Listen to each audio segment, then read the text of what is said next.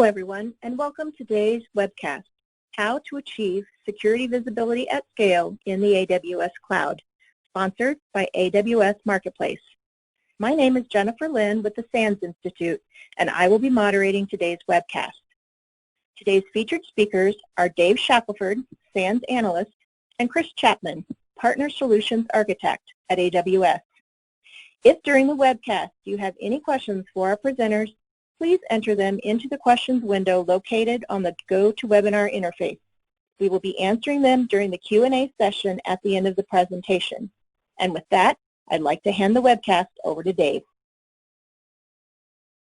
Awesome. Thanks, Jennifer. And thanks, everybody, for being here with us today. Always exciting to get the opportunity to speak about sort of the evolution of things in the world of cloud security and what maybe some of the bigger challenges are and how we're addressing those. And in particular, what we're talking about here today is really this concept of improving not only visibility into things happening in our cloud environments, but how we're going to distill the information that we're gathering into something meaningful and useful for security practitioners and operations teams. So I'm joined by Chris Chapman. It's going to be a super exciting webcast. Glad you guys are here. And I'm sure you're tired of looking at this list of our speakers. So let's move right on into the meat of the presentation. So this is going to be our agenda for today. I'm going to kick it off with just really a background in some of the things driving this discussion. Things we've heard from, really everyone in the community, ranging from cloud architects and security engineers and operations team members to, sort of people just shifting into adapting their security operations for cloud and everything in between. So I'm going to give a little bit of background there, and then I'm going to go through and sort of consecutively walk us down the road of where those challenges come into play. And what we started to see more mature and sort of enabled SOC teams doing. So there's definitely a lot of cool things happening. The great news for us today is maybe a way to set the stage for the theme of today's presentation. There's more solutions out there than ever. There's more tools than ever. There's more cloud native options than there ever have been. And it's simply a matter of understanding what some of those are and really kind of rolling up the sleeves, putting in some elbow grease and saying, okay, we've got to go build this. We've got to start putting some of this together in meaningful ways. So the great news, again, it's not all doom and gloom by any stretch of the imagination. We've come a very long way in the past few years and lots to talk about. So let's move on. Let's hit it. Okay, so I'm going to talk about, just like I said briefly, what I've been seeing. So, as a SANS instructor, course author, specifically around cloud. So this is pretty much all cloud all the time from my vantage point. So that gives me a really cool opportunity to have conversations with students from every variety of organization all over the globe. So we teach classes internationally as well. So I hear everything from everybody. And when I'm not teaching and when I'm not writing classes, I'm a consultant, again, predominantly focused on cloud. So I'm getting that same feedback. And here's the thing. Once in a while, you'll find one topic or another where there's some variation, maybe regionally, or you'll find different types of perspectives coming in from a particular vertical or one industry or another. This topic is almost ubiquitous in the things that we've really been hearing across the landscape of cloud practitioners, and really the concerns around just, hey, look, we've got to get better visibility into our cloud environments, and we've got not only to just get the visibility, but we've got to make it more practically usable in terms of the tools, techniques, etc., and turn it into something that's sort of a daily operating procedure, if you want to think about it this way. So coming from a security operations background in my career, I've seen this, and sadly, here's the thing I've also discovered. Having worked with a lot of clients over the years, sometimes the SOC and the operations teams that are tasked with, finding things of interest in the environment and then building out response workflows and investigative workflows around those, they're sort of the last to be involved. So there's a lot of reasons for this. Number one, the SOC team is already busy. So, everybody's full steam ahead on cloud, right? Oh, sweet, we're building, DevOps pipelines and these incredibly dynamic workflows and starting to, plug things in together within these sophisticated cloud ecosystems. But hey, wait a minute, where's the SOC team, right? Those guys are there. They are certainly there, and they are definitely all on board, but they're oftentimes very busy already, and so sometimes they just haven't had a chance to catch up. So they're more than aware of the fact that they need to be adapted for cloud environments and need to be accommodating for cloud event scenarios, workflows, investigative situations, etc. But it's a matter of taking a step back and saying, okay, what is it that we need to be thinking about and thinking through? So you have to start off with sort of the focal areas and types. And I always break this down into two big buckets. And they're generic necessarily, just in terms of starting off with this conversation, because what I find is that if you try to tackle behaviors in the cloud initially, it's overwhelming, especially if you have a large environment that's growing quickly. So if you go in and say, yeah, I need to know, how pieces A, B, and C stack up together, that's not usually the right place to start. And the reason I say that is because it takes some time in gathering the event side of things, just getting event data, specific events of one type or another, and then starting to observe those, develop the patterns. And every organization is going to have some subtle nuances or differences in that vein that will then lead toward more of the behavioral type of monitoring. So start with events, gather those event types in the environment, and I'll get to that here in just a second, and then work towards building out the behavioral models that make sense for you. And we'll talk about some of that here in this presentation as well. So those are really the mindsets going in. I know I need event data, and I know I need to ultimately start figuring out and deriving the behaviors of what's happening in my cloud environment, and really make some decisions about what the most important types of behaviors might be, or what the most interesting types of behaviors might be. But when you get to that point, here's where the headache comes in. And I've seen this, it's like I've seen this movie time and time again. It's a ton of data. It's just a staggering amount of data. And I remember the days. So I'm actually one of those weirdos that likes log data, right? And I mean, I know that sounds crazy because you're thinking to yourself, who in the world actually likes logs? I like logs. I've always been into logging and event management, and I've always recognized just how useful they can be. But I remember way back in the day, going down memory lane for about 30 seconds here, where we couldn't get enough logs, right? We were struggling to try to get event data out of our environments. And I actually remember in some of my early roles in security operations going to the various teams that are responsible for systems and networks and application stacks and so forth, and basically saying, hey, we need to collect logs from you guys to help figure out what's going on in the environment. And it was a struggle. Well, fast forward to today, it's 2020, and especially with a unified cloud fabric at our disposal, we can get all the logs we ever thought we might possibly need with a snap of our fingers. But that is a double-edged sword, because you will realize the minute you flip that on that there's a ton of it. And not all of it is going to be immediately practical or useful in a security context. So here we go. We got to start thinking about some of these things, and we'll start off with this notion of cloud-native event logging. So we've got a couple different distinct areas that we should look at first. Just getting the events, making sure we're thinking about those events and pulling them in. Number one, and I will call this the most important type of log, because it's a huge breadth. It's sort of an umbrella of logging that I think is important, and it's the control plane. So, I've said this so many times, but it's always worth repeating. The concept of something like CloudTrail changed the game entirely, because never before have we had the opportunity to go flip a switch and get every bit of data around the activities in our entire environment all at once. That is a godsend for security professionals, well, not just security professionals, folks that are tasked with operational monitoring, people that are, again, DevOps engineers, people responsible for keeping the environment on track. So that's number one. You still need some forms of workload and application logs. Now, that'll vary for one organization, maybe differently from one another, but you will certainly need some of that. I mean, let's be honest, some of it might just be compliance related. You might have an audit requirement to get workload logs and feed them to something. Okay, there's a lot of ways to do that in the cloud as well. The third type of event data that's really critical to gather and make sure that we're putting in place is network flow data. And once again, coming from a network engineering background, which I did, I remember the whole idea of trying to figure out behavioral patterns at a network scale that was very large and very daunting, in fact. Well, again, in the cloud, with this unified fabric that we're tapping into, it's all software-defined infrastructure, and it's once again something very easy to enable, but, and again, there's that same sort of caveat, you're going to turn that on, you're going to say, yep, let's get flow logs out of these VPCs and send them off to a central collective point. Well, great, now you've got a ton of data about what is talking to what, and you can start to build those patterns. But it'll take some work. So those are the three types that you definitely want to get right out of the gate. And the key questions to just bring right up to the surface as soon as you start moving in this direction, where should those logs be sent?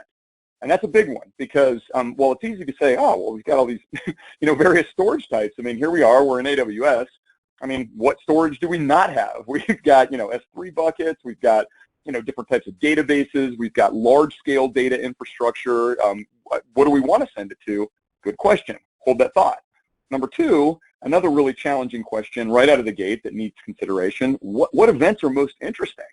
Right? So what are the things that we should be looking for immediately as we jump in and start gathering and collecting this data? And then, of course, as a related question or a tangent to that, how should we be processing and correlating that data together to tell those stories, to get to that behavioral side of things?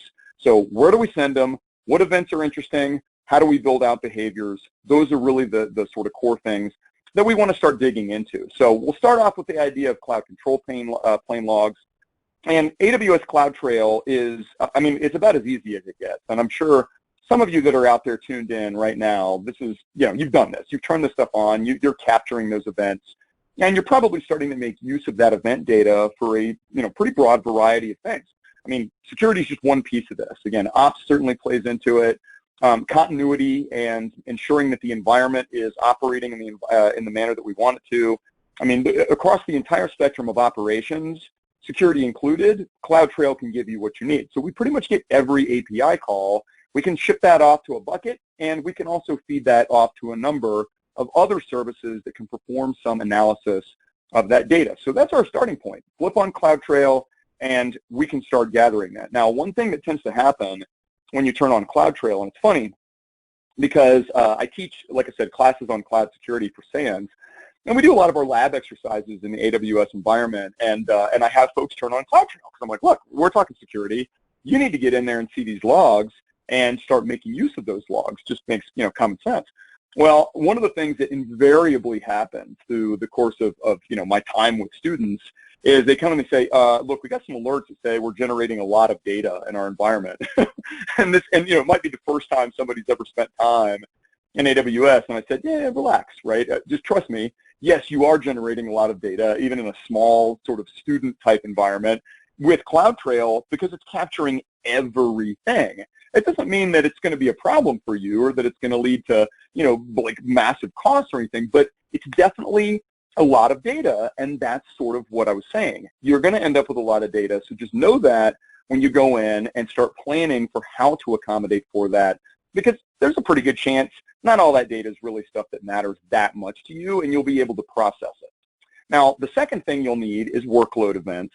And I won't spend much time here just because, truthfully, this is a subjective discussion.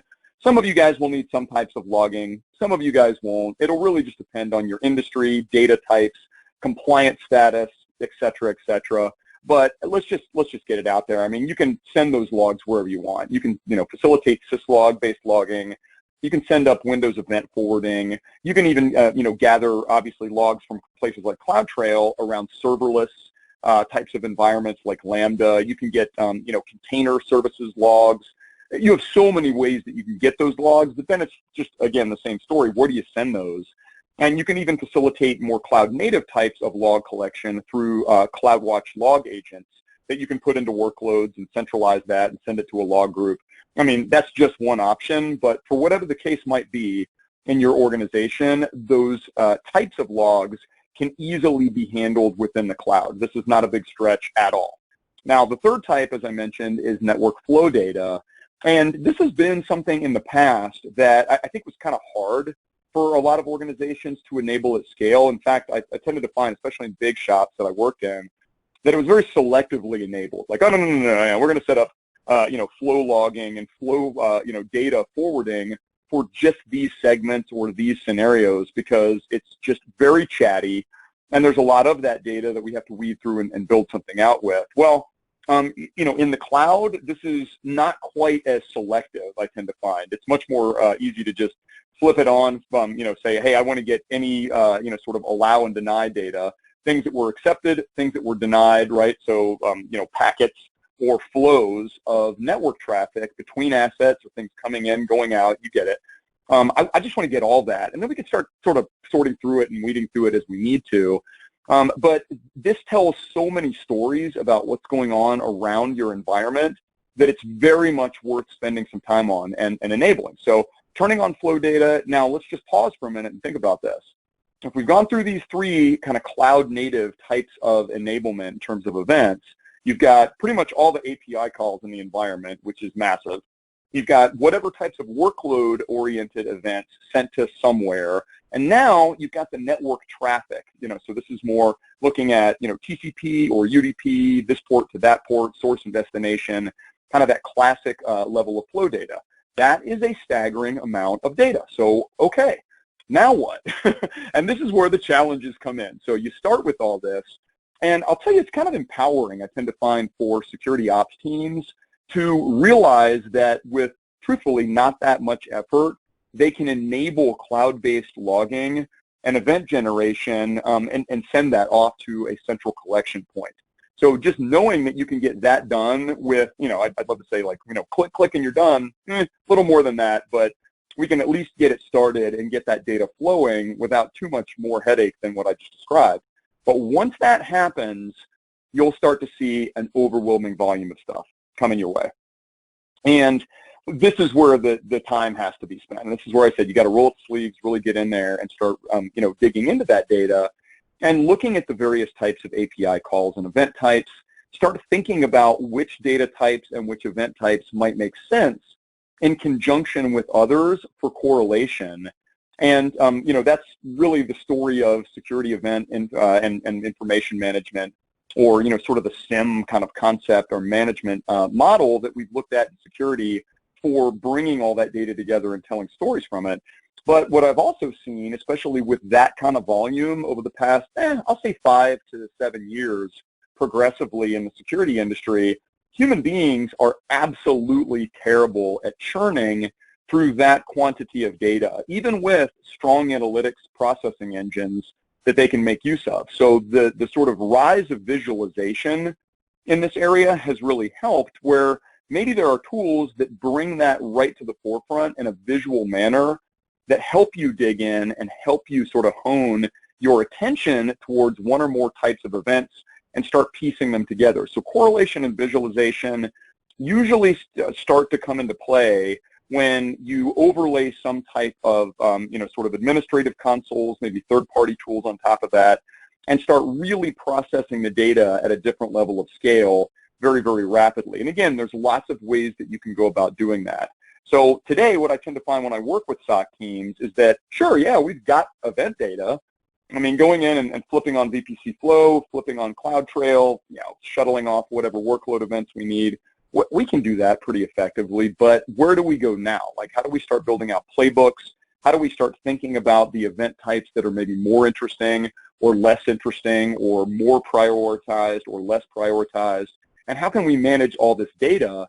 Well, that's where we start to look at enabling the SOC and making things more effective and efficient. And so starting off with the concept of cloud logging, okay, we've got that. There's a couple keys to, sort of practically go through a process and say, all right, let's start thinking about our environment. So the first thing, and I can't certainly spell this out for everybody that's hanging out here today because it'll be somewhat unique for each organization, is to start adding context. And context is very dependent on the types of applications you're running, whether things are internet-facing or entirely internal, whether you've got some connectivity back to on-premise environments, or whether your cloud is sort of a distinct and separate entity, or one of your cloud environments is and one isn't. So there's always some context. It'll also depend on users and sort of the user orientation towards gaining access to apps.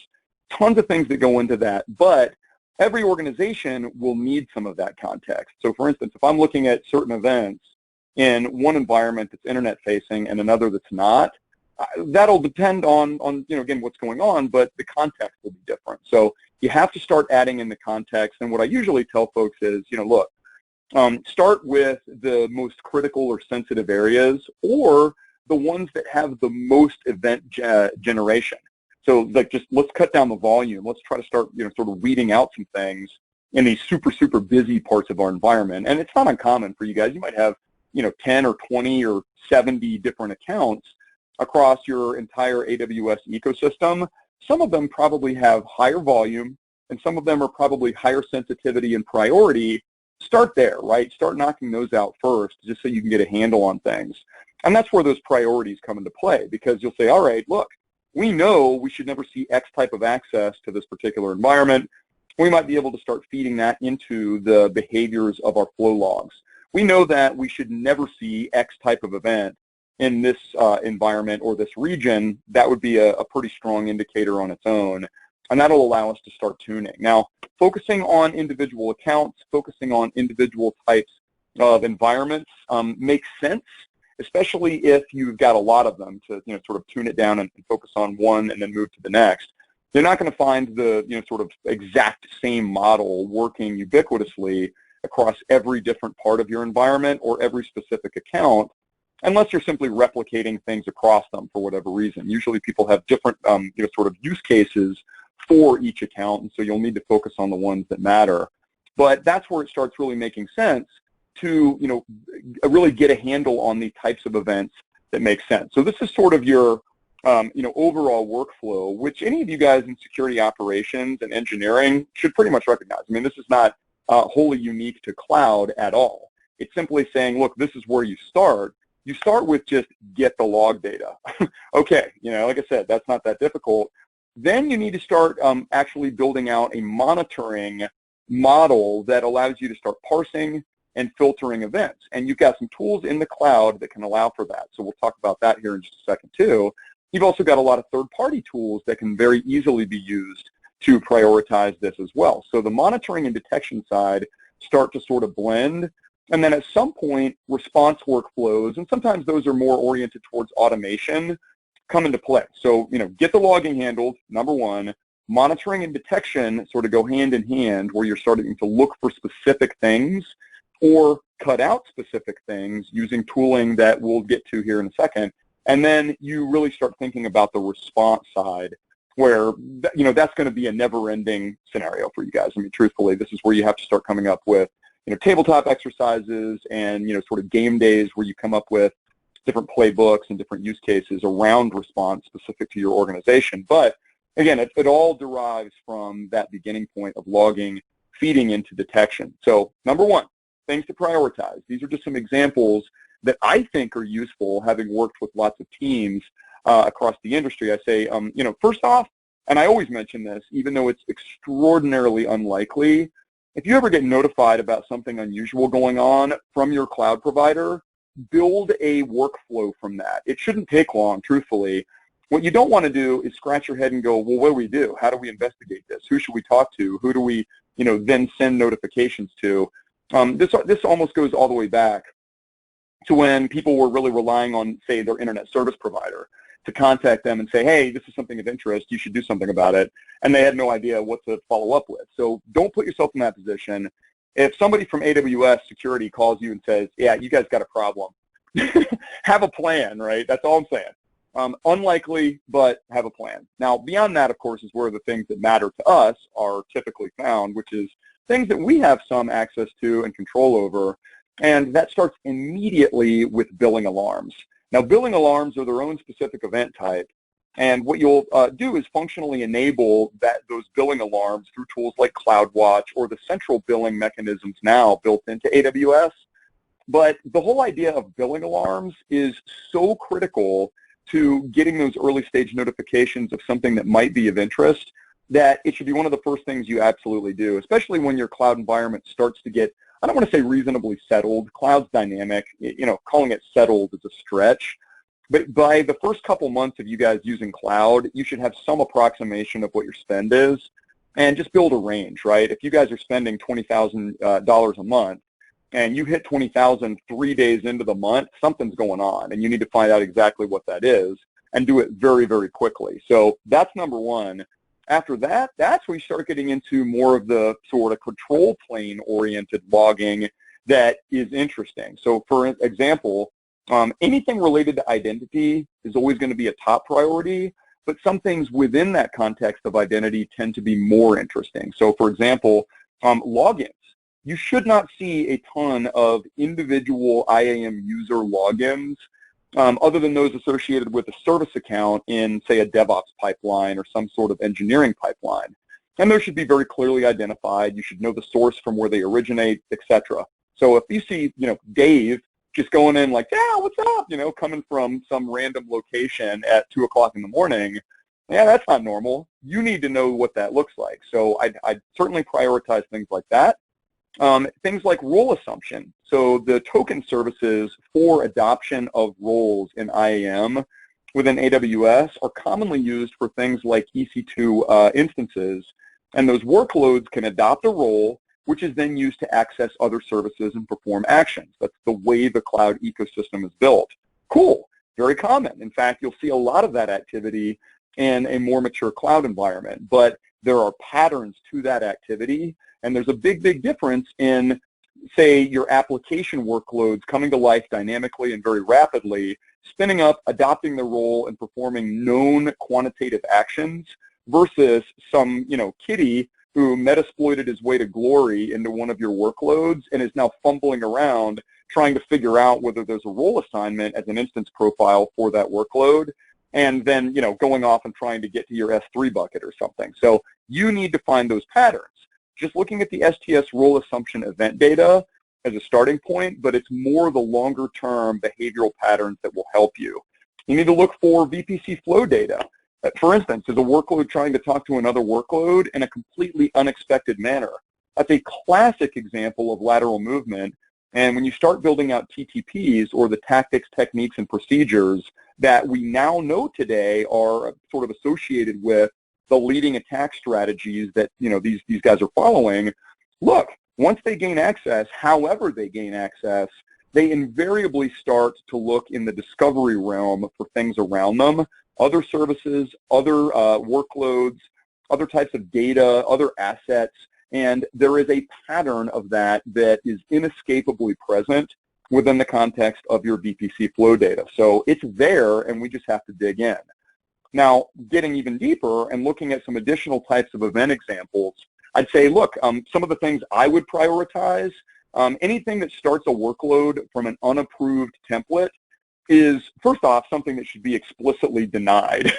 That's the better approach, is just having that rejected. And whether it's rejected or not, the event itself is of interest. So if somebody tries to start a workload from an unapproved image, that's interesting. If someone successfully starts a workload from an unapproved image, yeah, that's definitely something even more interesting. And the same goes for containers. If someone's going and fetching something out of the ECR repo that isn't your appropriate tagged image to start up different containers, you need to know that. So I would always put those at the top of the list, because that's something that shouldn't be happening and may be indicative of either an attack in progress or just somebody making a mistake in the environment that could lead to harm. Anybody trying to launch assets in unapproved regions, as I said, should be explicitly denied, and setting up conditions in your role policies across things like AWS organizations can just crush that, and it should. But again, if you see the attempt even happening, something's happening there, and you should go dig in immediately. People modifying rules or policies in IAM. It's going to happen. You're certainly going to see a lot of that in a busy environment, but you should know exactly when and where it's happening. People trying to turn off logging. And that's such an easy example, right? Stop logging is the API event name. It's real unambiguous as to what somebody's actually trying to do there. So yeah, I would prioritize that immediately because somebody's trying to turn off the audit trail about what's happening around them. Any logins to the console, first off, I'd say any logins to the console period are just interesting. You just shouldn't see too much of that happening often in a mature environment. But if you do see them, and certainly if it's unauthorized, that you need to, sound the alarm, jump in, find out what's going on. Priority 2, I mean, obviously looking at unusual user behaviors, trying to get to resources. If you see like repeated patterns of failed access to anything, that's not good. Now, I know the whole concept of DevOps, fail fast and often, that sort of negates that, where, yeah, we're trying things, and as long as we have a good degree of automation and rollback, we're not that worried about it, but maybe we could fail less often, and certainly we shouldn't see patterns, right? If it happens, okay, let's fix that and not do it again. But if you're seeing just somebody hammering at something, trying to get to it, that's of interest. People that are adding or updating new container or workload images, while again, it's going to be happening, you should know about it and be able to correlate it to an approved ticket or some sort of an approved update that came through your pipeline. Any logins to the console, like I said, are of interest. And then anyone changing a serverless configuration, whether the config or the serverless code itself, you definitely want to know about that. So again, third priority, these are all just examples, but you're going to probably have a lot of rotation of crypto keys in a busy environment. So it's going to happen a lot. You're going to see new keys, you're going to see changed keys, but just make sure that those tie back to approved situations, right? That's what you're looking for. You don't want to just see arbitrary keys being added, changed, etc. And the same goes for security groups or network access control lists. Those are going to be changed, they're going to be updated, but make sure that, number one, the changes are, good changes, so people aren't just arbitrarily exposing stuff that shouldn't be exposed. And then obviously make sure you're digging in to find out what the origin of that change is. So those are all examples. These are just some that I'll sort of flesh out in like CloudTrail. Console login, that's exactly the API reference you would look for console login activity. Stop logging, as I mentioned, is somebody trying to stop CloudTrail, hopefully not successfully. And then adding a new ingress rule for security groups is authorized security group ingress. Well, again, that's going to be happening. Somebody might have spun up a new CloudFormation template that authorized a new ingress rule. Somebody might have modified one selectively for a new application.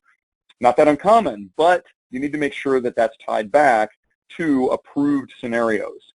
Same thing goes for serverless.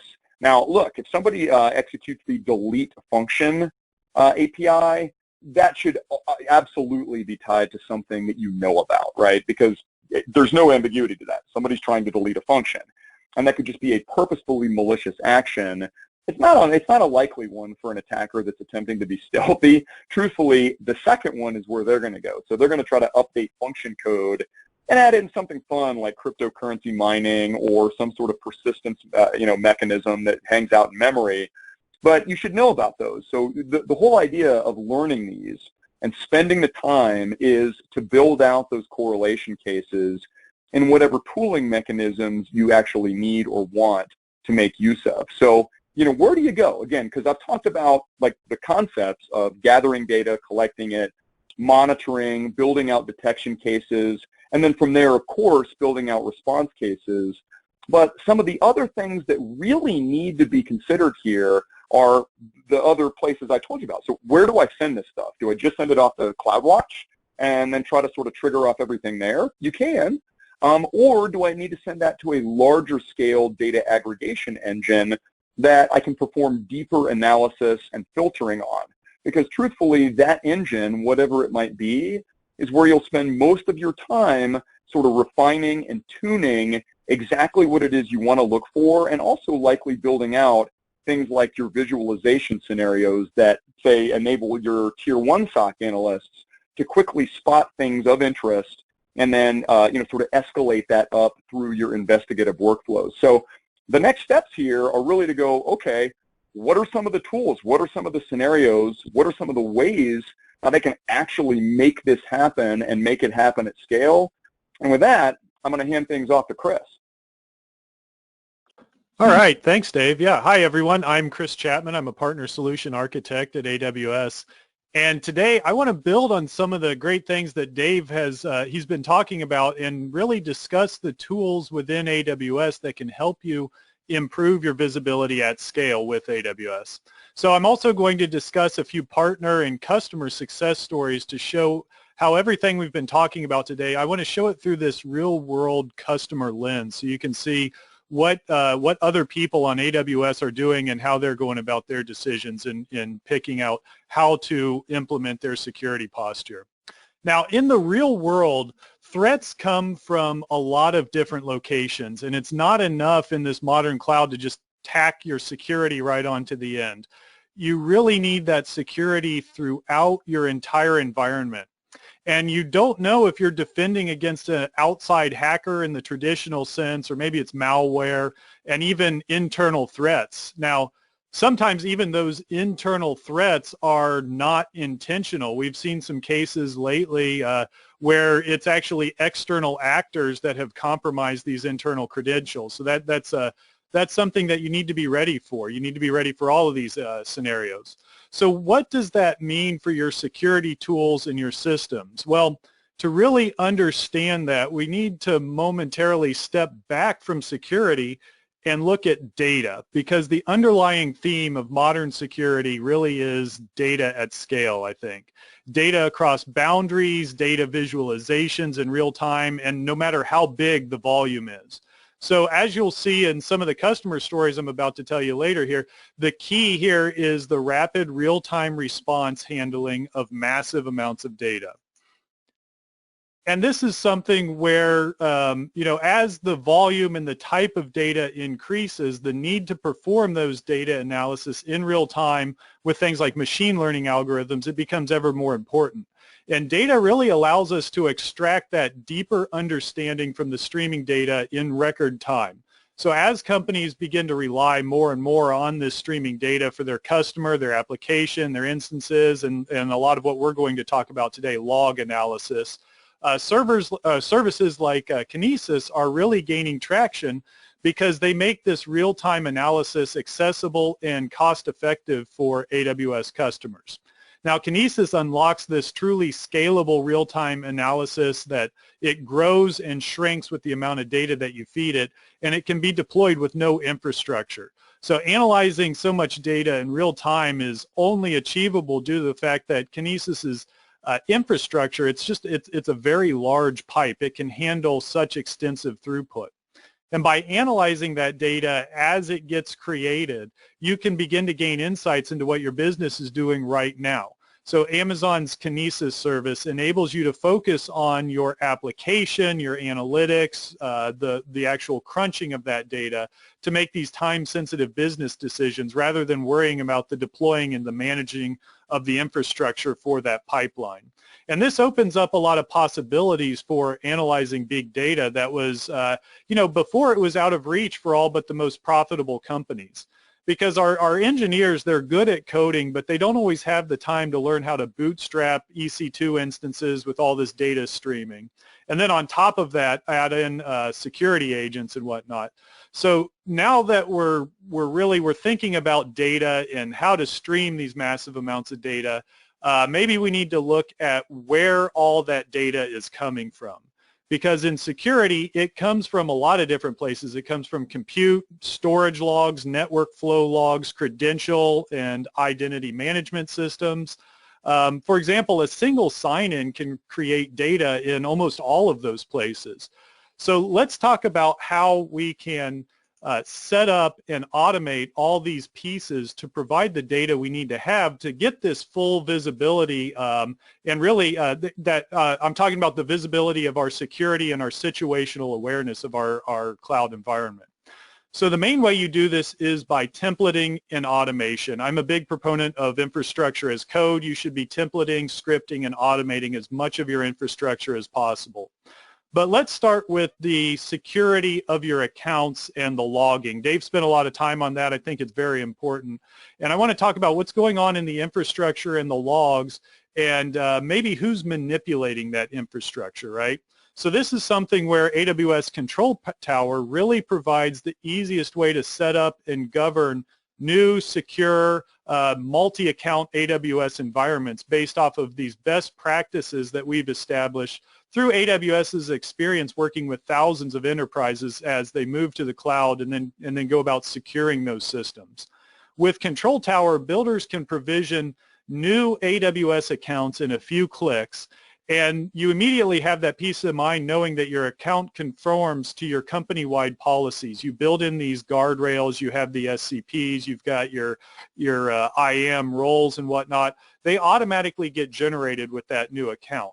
So as you're building a new AWS environment, or even if you're starting your journey on AWS, or maybe it's just you're starting a new cloud initiative, Control Tower can really help you get started quickly with the governance and best practices built in that then get replicated out to all of your AWS environment accounts. Now, the governance rules in Control Tower, they run a wide range of things from security, operations, and compliance, and they really, the key part of Control Tower here is that automation across all of your accounts and regions. Additionally, Control Tower creates the log groups and the flows for all of this logging into an audit account. Now, Dave mentioned this, and it's a feature in Control Tower for exactly this reason, because it locks down the account logging so that users within individual accounts cannot disable or interfere with those logs. Additionally, if you're one of those companies in a regulated space, if you're being audited or you know you're going to have an audit, you can just turn over read-only access to this audit account that Control Tower creates. So all your audit logs are getting piped to this one account. And now your auditors have full access to all the logs from every account that's under Control Tower. Now, this used to be one of the more difficult tasks to accomplish when people were setting up these multi-account, multi-region environments. And even back in the days of the old data centers, you still had to do this with, maybe it was syslog or whatever consolidated logging system you might be using. So this isn't a new thing, but what Control Tower is doing is allowing you to very easily have that whole thing set up and automated with best practices. So that naturally takes us over to CloudWatch, because that's what's providing you with the data and the actionable insights to monitor your applications and really respond to these system-wide performance changes. This is where you're going to get all the metrics you need to optimize your resource utilization and really give you a unified view of your operational health. Because CloudWatch collects the monitoring and the operational data in the form of logs, metrics, events. It provides you with this unified picture of all your AWS resources and even the applications running on those resources. So you can use CloudWatch to detect anomalous behavior in your environment. You can set alarms, you can visualize those logs, and you can see these metrics and logs side by side. Additionally, you can take automated actions, you can troubleshoot issues, and it can really just help you discover the insights that to keep your applications running smoothly. Now, once you have all of this set up, again, all these actions are logged, including the actions from the Control Tower master account and from your organization's member accounts. Now, Dave talked about this, but I want to iterate that CloudWatch, you can automate the services and respond automatically to these system events, such as application availability issues or resource changes. Events from AWS services are delivered to CloudWatch in near real time. So with that, you can write simple rules to indicate which events you're interested in, and then what automated actions to take when an event matches a rule. So this is now, it's more than just logging. This is an event-based model for automatically handling some of those common issues you might run into in real time. But CloudWatch is a great way to start. But as your security program matures, you're going to go through milestones of maturity here. You'll want to add in tools that can grow with you. And this is where things like Security Hub and Amazon Detective they're two really great AWS services to also consider. Now, Security Hub provides you with a comprehensive view of your security alerts and the overall security posture across all of your AWS accounts. It aggregates, it organizes, and it prioritizes your security alerts and findings from multiple AWS services into this centralized view. So you'll notice a theme here. We keep going back. We need that centralized visibility into a lot of different things. And it has native integration with Control Tower and CloudWatch, of course. So this is where you're getting that widespread overview of events across your entire environment and really beginning to achieve that visibility at scale. Now, AWS services like Control Tower, CloudWatch, and Security Hub, they're all parts of a multi-layered security infrastructure in AWS to help our customers understand and monitor the potential risks that are going on in their environment. But for teams that really want to drill down deep into security issues, this is where Amazon Detective comes in and offers a comprehensive analysis of the events for customers to determine and start to go towards those root cause analyses. Amazon Detective really makes it easy to analyze, investigate, and quickly identify these root causes of potential security issues or suspicious activities. It does this by automatically collecting log data from all your resources. It uses machine learning and statistical analysis and even graph theory to build a linked set of data that enables you to easily conduct faster and more efficient security investigations. So determining the cause of security findings can be very complex. It's a very complex process, and it often involves collecting and combining logs from many separate data sources using extract, transform, and load tools, or custom scripting, for example, to organize the data. And then the security analysts, these are your people, they have to analyze that data and conduct these lengthy investigations. So we're going to talk about that a lot here with a number of other tools as well. But for right now, Amazon Detective is the AWS service that simplifies this process by enabling your security team to easily investigate and quickly get to those root causes there. Detective can actually analyze trillions of events from multiple data sources. We're talking about like VPC flow logs, CloudTrail, guard duty, and then it takes all those and it creates this unified interactive view of your resources, your users, and then the interactions between them over time. And with this unified view, you can visualize all these details and contexts in one place to really help you identify the underlying reasons for your findings. And then finally, it gives you the ability to drill down into those relevant historical activities to quickly determine that root cause.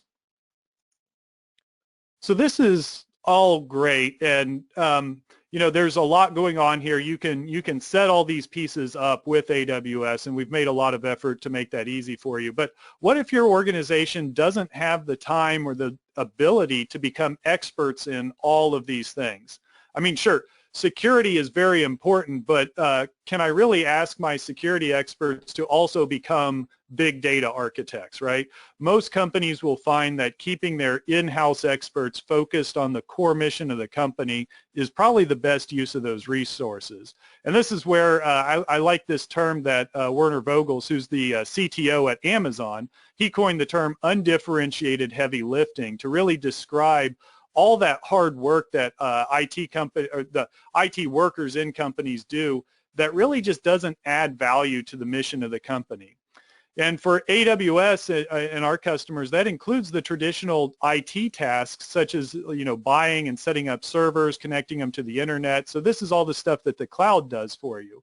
And by passing off that undifferentiated heavy lifting to partners, many companies from startups all the way to large enterprises are really finding that they're able to focus on solving their unique business problems rather than their IT problems.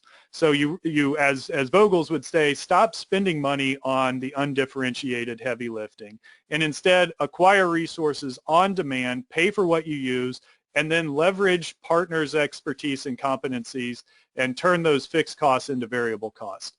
So another angle on this is the AWS Marketplace, which is a way that AWS is helping you take that heavy lifting by connecting our customers with solutions and partners that can enhance your security program. Now, AWS Marketplace vets all of these solutions before they go to listing, and it offers customers an opportunity to find, buy, and really immediately start using the software and services from our partners that run on AWS. So today I'm going to highlight 3 of these sellers that can really help you achieve your security goals: Elastic, Devo, and Securonix. Whatever your needs are, each partner offers a spectrum of capabilities from storing massive amounts of data to processing that data quickly and presenting these aggregates to full suites of security analytics tools that really enable your analysts to deal with security events in real time. Now, as AWS customers are migrating more and more sensitive data to the cloud than ever before, a major challenge for security operations teams is maintaining visibility across a hybrid environment. And that's why I want to talk today about how customers are using Elastic to help lighten the burden of fulfilling their obligation to really maintain that security in the cloud. So security operations teams can use Elastic Security as their SIEM to collect and log all of their security relevant data across their entire cloud environment. And with pre-built Beats integrations, they can quickly ingest data from your cloud, the network endpoints, applications, any source you like, really. And if you don't see the integration you need, you can collaborate with the Elastic community to either find or build it. Now, Elastic SIEM handles security data by the petabyte, so you can keep your data for as long as you want, and you can do resource-based pricing instead of the index-based charges that you might find with others. Now, you can gain a visibility across your entire AWS environment, and Elastic can return results from ad hoc queries in seconds, and then visualize and interact with that data for you on a custom dashboard. So this really allows you to drill into those events and follow the trail by pivoting through the underlying data. A really great customer story with Elastic and AWS is the Olx Group, which is the world's fastest growing network of trading platforms. They operate in over 30 countries around the world, and they help people buy and sell cars, find housing, get jobs, and more. But they wanted to enhance their overall visibility of their environment while also centralizing these security relevant logs. Being able to handle the scale they needed to ingest was critical to providing the security they needed. Their current, their old solution only ingested 4.5 gigs a day or thereabouts, which really included data from a limited number of services and sources, and it certainly didn't include the significant endpoint logging for those additional security tools that they needed to onboard with a new solution. So with Elastic, they were able to increase their log collection capacity from about 500 gigs a month to over 10 terabytes a month in Elastic, and their per gig cost of storing those logs went down. So using Elastic, they now have a very reachable goal of reducing their MTTR for security instances by 30% because of Elastic's detection rules and search flexibility.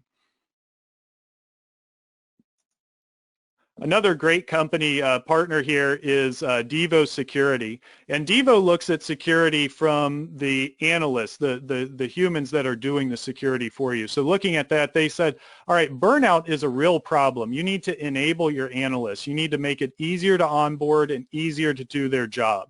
So that's where Devo's proprietary cloud-native data system comes into play. They additionally added some great collaboration features in there for distributed teams to be able to work together on security instances, and their dashboard maps it maps events directly to the MITRE categories. So you're all set to go for your real-time data analytics for security incidences. And this is exactly what the U.S. Air Force decided that it needed to replace its legacy SIEM solution in their new cyber weapons system. They turned to Devos Security Operations for that.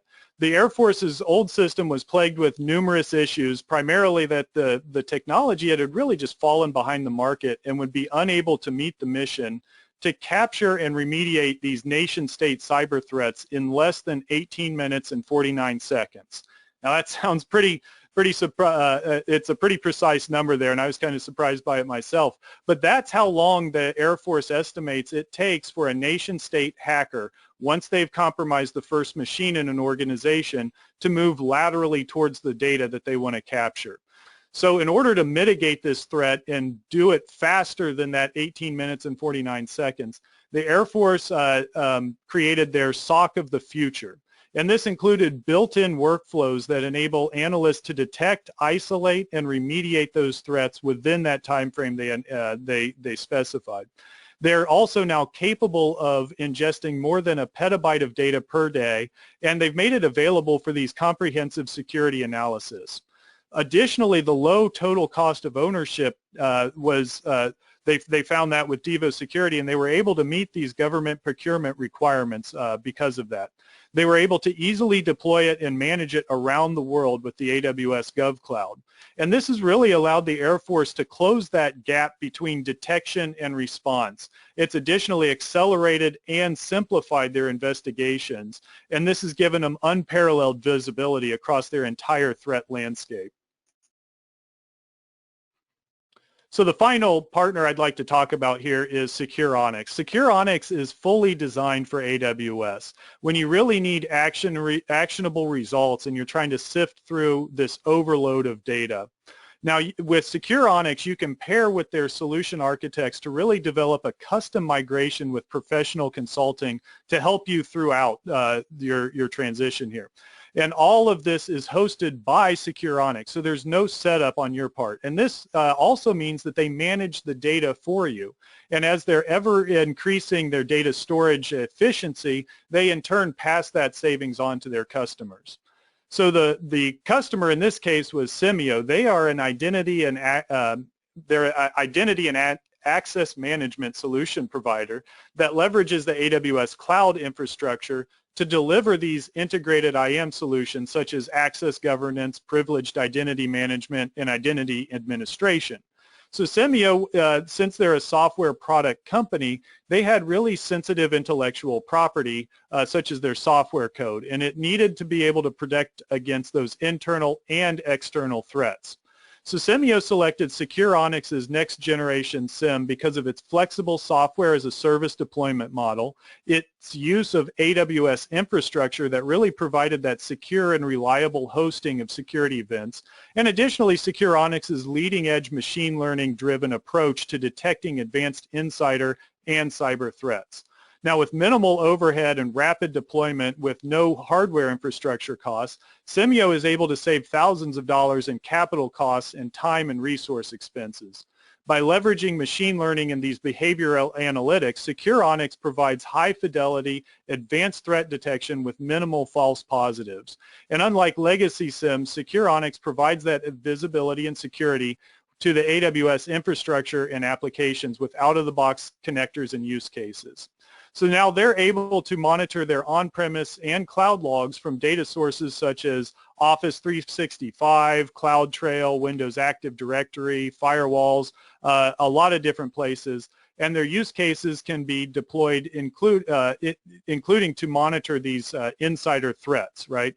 So cloud security monitoring and application security monitoring were in there, and they're able to see into all of these different aspects in their environment.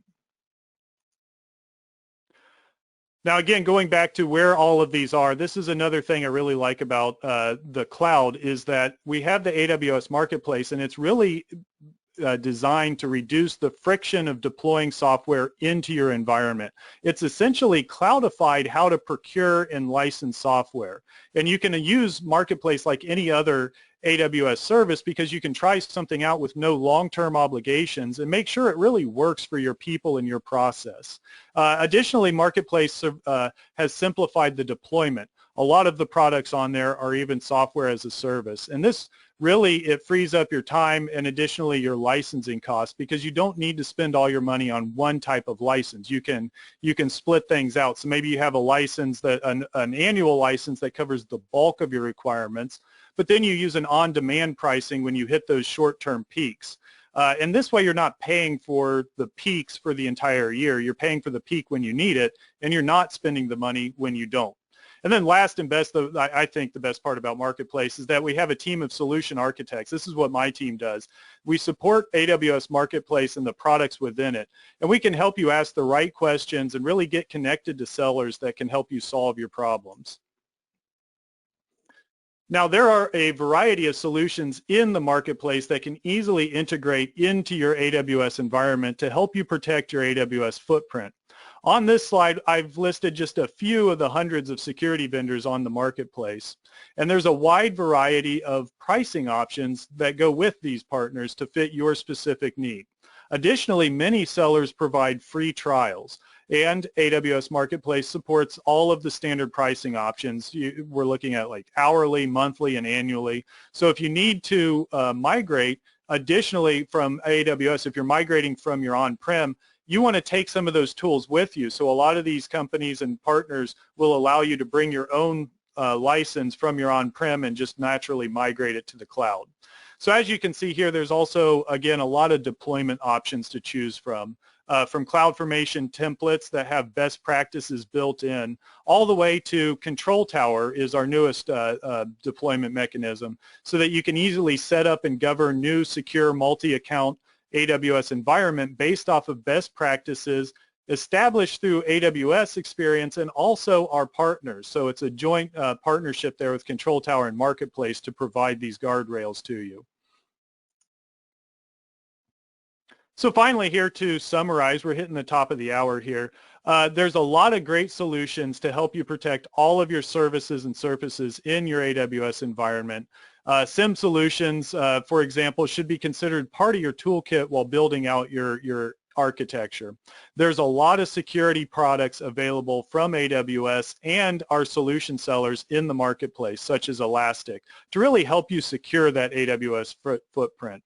And of course, to get extensive security into your unique environment, I'm guessing you're already using some tools. So if you like those tools, great. It's still worth checking out AWS Marketplace. You can see a list of curated vendors, and there's a good chance that the tools you're already using are available in the marketplace. And again, some of those will even allow you to bring your on-prem licenses with you to the cloud. So on the other hand, maybe you're looking for new tools. It makes sense to pick vendors that know the AWS cloud intimately.